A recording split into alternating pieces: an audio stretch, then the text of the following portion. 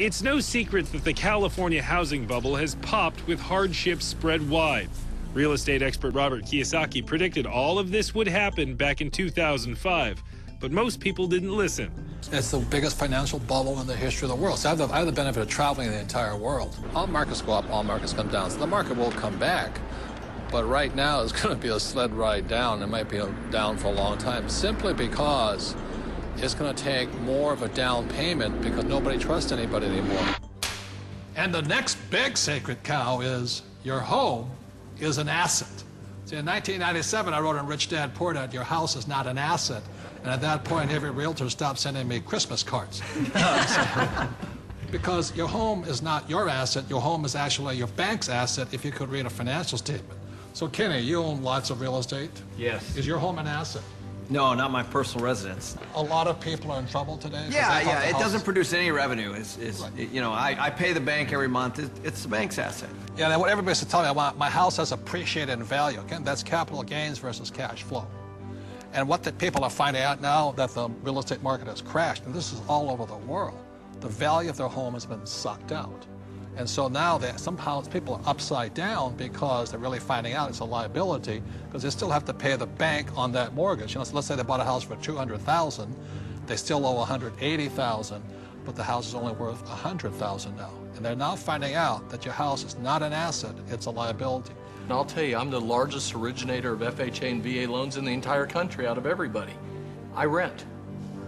What does that tell you? But as an accountant, is a house an asset? Oh, no, you know, the bank considers it, you know, they'll say it's an asset, and the financial planners will say it's an asset, but the reality is it's not an asset unless it's putting money in your pocket.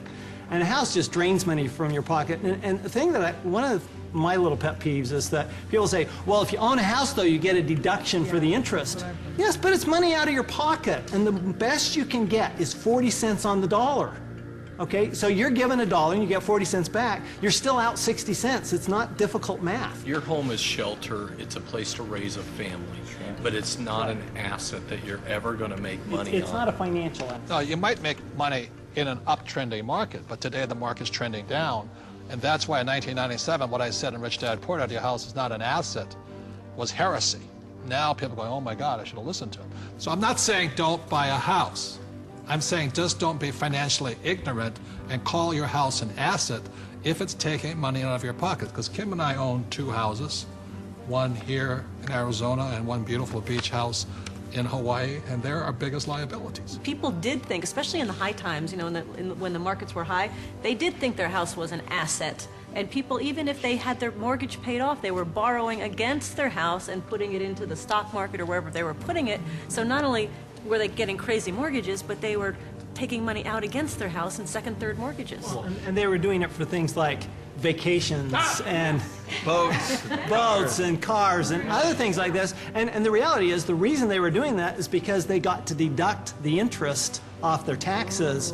And so they thought that, well, this is okay because I get a deduction.